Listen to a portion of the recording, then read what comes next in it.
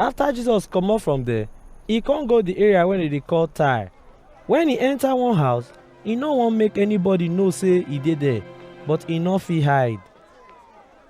One woman when evil spirit dey worry im daughter come hear about Jesus, and e come meet am come fall for im front.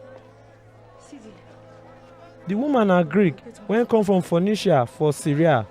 E come beg Jesus make im drive the demon comot from im pikin body.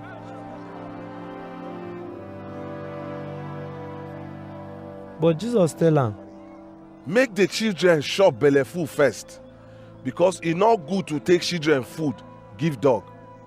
The woman answer, Yes, Oga, but even dogs dey chop the small small food wey dey fall from children plate. Jesus come tell am, Since your faith strong reach to talk like this, make you dey go. The demon don comot from your pikin body. when the woman reach house, e come see im pikin sleep for bed, and the demon don leave am.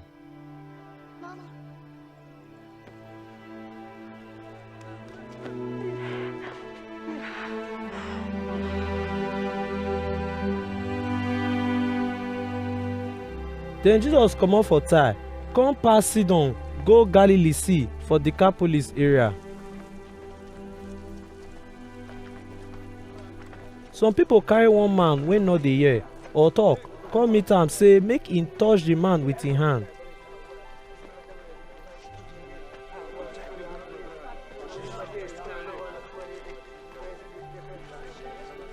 When Jesus don take the man go corner for where people no dey, e come put im 2 fingers inside the man ear.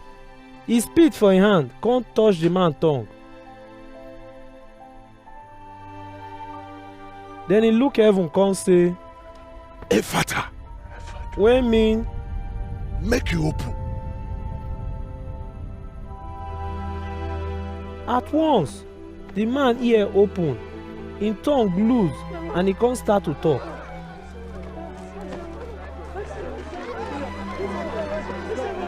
Jesus come say make dem not tell anybody wetin happen, but dem come dey talk am for everywhere. People surprise well well, dey say, Jesus don do everything well.